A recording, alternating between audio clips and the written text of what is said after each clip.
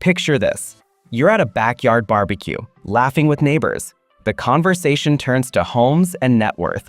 Someone brags, "Yeah, we finally hit millionaire status." Everyone nods, maybe even feels a pang of envy. But here's the kicker.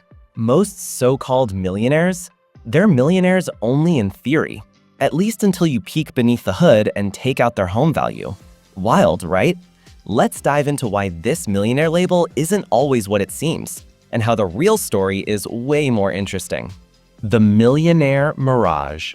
It sounds impressive, doesn't it? $1 million, 7 figures.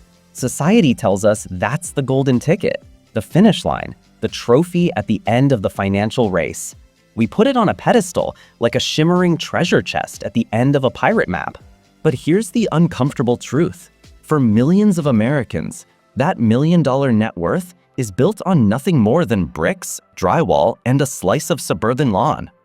The money isn't stashed away in some secret vault. It's tied up in the place where they sleep at night. This isn't to knock homeownership. Buying a house is a huge achievement. It's a symbol of stability, discipline, and grit. But you know what's a lot less glamorous than it sounds? Having wealth that you can't actually use, unless you want to move your entire life or take on debt. It's like being told you can eat at any restaurant in town, but only if you sell your shoes every time you get hungry. Let's define it. Who's really a millionaire? Okay, pause for a sec. Let's break down exactly what the term millionaire even means.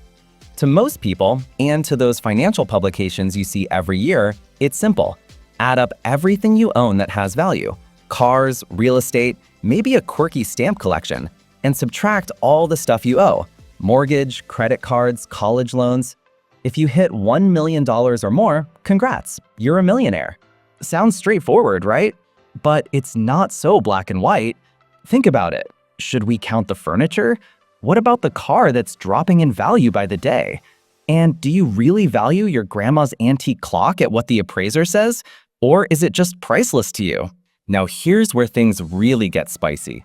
There's a giant difference between what we call net worth and liquid net worth. Net worth includes everything, even your house. Liquid net worth? That's money you can get to fast. Cash, stocks, retirement accounts, maybe even the balance in your Venmo app. It's money you can actually use if life throws a curveball. Net worth versus liquid wealth. Why it matters. Ever heard of the saying, "You can't eat your house"? That sums it up perfectly. You might own $1 million home, but unless you're ready to sell it, refinance, or take out a reverse mortgage, that wealth can't buy groceries or pay for a new car if yours breaks down tomorrow. It's the difference between being rich on paper and being genuinely financially free. Owning a valuable home feels good, but if it's the main thing carrying your net worth across that $1 million finish line, it's like calling yourself a champion because your jersey is nice, not because you actually won the game. Here's another way to look at it. Imagine two people. One owns their $800,000 home outright, but only has $200,000 saved up. The other rents their place, but has $1 million split between index funds and a fat savings account. Who's truly free? Who can walk away from their job and still pay the bills for years to come? Spoiler, it's not the person with all their millions stuck in 4 walls and a roof. By the numbers, is everyone really a millionaire? Let's zoom out and look at America itself. According to recent data, there are about 24 million people in the US with a net worth north of $1 million, including their homes. That's basically 1 in 11 adults. Pretty eye-opening, isn't it? You might imagine the country is crawling with millionaires. But once you ditch the home value and look only at liquid investable assets, cash, stocks, bonds, stuff you can tap into or sell with a couple of phone calls, the club gets shockingly exclusive. We're talking less than 1 in 50 adults, or roughly 2 out of every 100 people you see at the mall. So those parking lots full of Teslas and SUVs, most folks behind the wheel are not what financial gurus would call investable asset millionaires. Why this matters for your life. So why are we even talking about this? Because the game is rigged if you don't know the rules. We're told to chase the $1 million dream, but it's easy to lose sight of what actually grants you freedom. Net worth might look shiny during your working years, but when retirement rolls around, it's only cash and investments that pay the bills, not the value of your kitchen countertops. Here's the harsh reality. Tons of retirees are millionaires on paper, but live with a constant eye on their bank balance, worried about every unexpected expense. Their homes look great on Zillow, but inside, they're watching every dollar.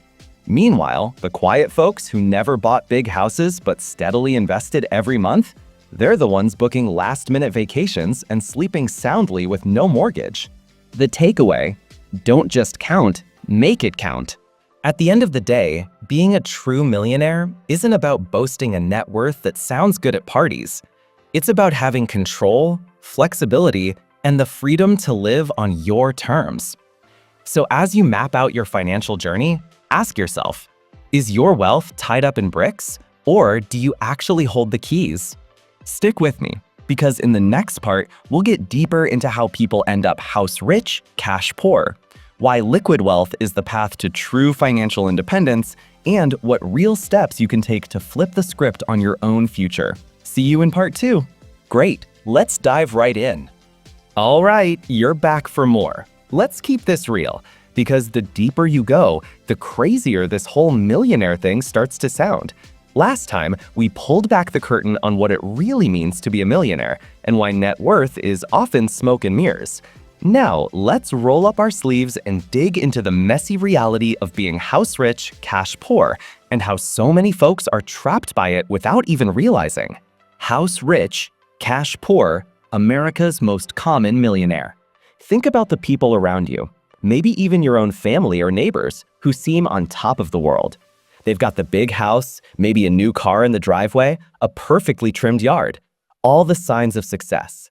But behind those closed doors, there's a pretty good chance their wealth is almost entirely locked inside those four walls.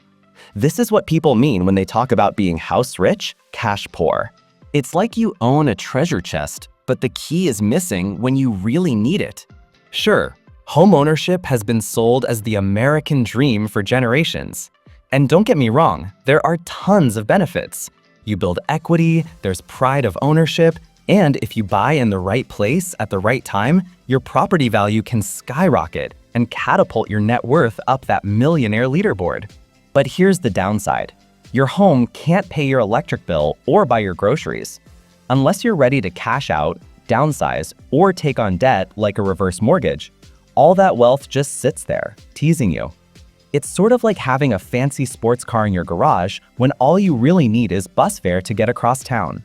The illusion of wealth that doesn't pay the bills. Let's bring it closer to home, literally. Imagine a couple in their 60s. They own a gorgeous $900,000 house in a good neighborhood. No mortgage. They made it, right? But open their accounts and there's maybe $75,000 in savings and a tiny pension. Retired millionaires? Kind of. Except cash flow is tight, unexpected repairs hit hard, and vacations are off the table. They might look wealthy thanks to a red-hot real estate market, but in real life, they're watching every penny, burning through what's left of their savings and hoping something doesn't force them to sell the home they spent a lifetime building. Meanwhile, their friend across town rents a modest apartment but has $1.2 million stashed in index funds, 401k, and an emergency fund that's looking pretty chunky. No property to their name, no dream house to show off. But if the urge strikes, they can book a flight to Bali, cover any medical bill, or even retire early, no sweat, because their money is actually working for them. This is the crossroads. Would you rather look rich on paper or actually live rich in real life? How people fall into the trap. So, how did we end up with so many millionaires who still lie awake at night worrying about money? It's not by accident. The system kind of sets us up for it. Our entire culture pushes the big purchase, the mortgage, the sense of arrival when you get the keys to your first home. Every magazine headline screams about homeownership being the best investment. Real estate is romanticized as if granite countertops are the key to happiness. Plus, houses are easy to understand, and they're a forced savings plan. You pay month after month, watch your mortgage shrink, and get those annual tax forms that show your equity going up. It feels good. But here's the spoiler. Unless you plan on selling or borrowing, that equity is just a fancy number in your net worth calculation. Compare that to investments, index funds, stocks, and cash, which can seem intimidating or unpredictable. It's way easier to lean into what you know, even if it means all your wealth is stuck in a place you can't easily tap. When retirement isn't what it looks like. This story gets even more real as folks hit retirement age. The news is full of impressive stats about how many millionaire households there are these days, especially as property values have soared. But what happens when you want to stop working? Suddenly, you realize you can't pay your electric bill with bricks and siding. Retirees find themselves caught, sell the house and lose their home, or stay and risk draining what little cash they have just to keep it up. And let's not gloss over the reality of home maintenance. Broken water heaters don't care about your net worth. If you're 5 figures short of having an actual spending cushion, owning $1 million house doesn't solve the heartburn of a leaky roof or sky-high property taxes. That's why you drive through the suburbs, see homes that look stately but are in need of repairs. People living inside are rich by the numbers, but can't afford to fix the place up or even enjoy simple luxuries. It's wealth with shackles. Liquid assets equals freedom. So what's the escape route from this trap? It's all about liquidity. When you have cash, easy-to-access investments, or accounts you can draw from, you've got real options. It's the difference between feeling confident if you lose your job, face a family emergency, or want to splurge on a summer trip versus panicking because your millions are all in drywall. This is why you'll hear about the FIRE movement. Financial independence, retire early, focusing on liquid net worth. They aren't interested in McMansions. They want assets that spin off cash, that you can tap without selling your belongings or uprooting your life. A solid cash buffer and investable assets are like the ultimate get-out-of-jail-free card. They mean you can sleep easy and wake up knowing you've got choices, no matter what life throws your way. Ready for the final piece? Too many people get trapped thinking if they just hit a magic number on a spreadsheet, on their real estate app, whatever, they've made it. The truth is, real financial security is all about flexibility, freedom, and cash flow, not just home equity. Stick around for part 3, where we'll flip the script, showing you how to build true, usable wealth, measure progress where it really matters, and make sure all your hard work gives you the life and choices you really want. This is where the journey gets good. See you in the next one. Awesome! Let's bring this journey home. So you've stuck with me this far. You know now that not every millionaire lives the high life, and sometimes being house rich is just another box to check if you're not cash rich too. But here's where it gets genuinely exciting. Because this is the part where you realize no matter where you're starting, you can flip the script. Today, it's all about building true financial freedom, wealth you can actually use, enjoy, and grow. How to start building liquid wealth, even if you're not there yet. Ready? Because this isn't a lesson in pie-in-the-sky dreams. It's the real talk, the stuff you can actually do. First, let's admit a hard truth. Wealth isn't just a number, it's a lifestyle. Anyone can tally up what they own on paper, but freedom comes from what you can spend, invest, or use on your terms. So maybe you're looking at your own finances and thinking, I'm nowhere close to being a millionaire. That's fine. Almost no one wakes up with a 7-figure portfolio. But you want to know a secret? Most of those true millionaires you see didn't get there by luck or lottery tickets either. Step 1 is simple. Start small. Start now. Grow your savings no matter how tiny they seem. Every dollar in a high-yield savings account, every auto transfer into your retirement plan or index fund is a seed for the future. Don't get discouraged by slow progress. Remember, the magic of compound growth turns molehills into mountains, given enough time. And don't underestimate what you can do, no matter your age or background. I've seen 20-somethings with no family help build big portfolios within a decade, just by living below their means and investing consistently. I've also watched 50-year-olds turn after years of being house poor and start growing serious cash flow by selling big homes and moving to something smaller, or just finally prioritizing stocks and bonds over upgrades. The power of passive income. Here's where things get really interesting.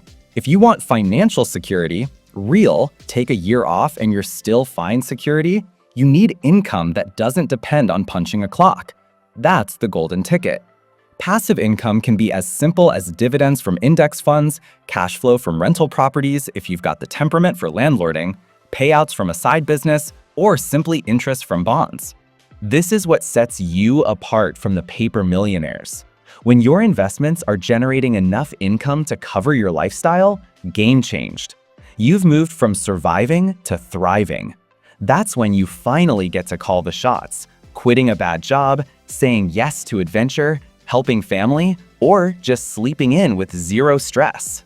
A classic rule of thumb is the 4% rule, meaning if you have $1 million in a well-diversified portfolio, you could theoretically withdraw $40,000 per year forever and never run out.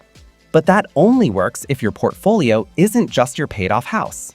It needs to be cash, stocks, bonds, real, spendable assets. Rethink success. It's not just about net worth.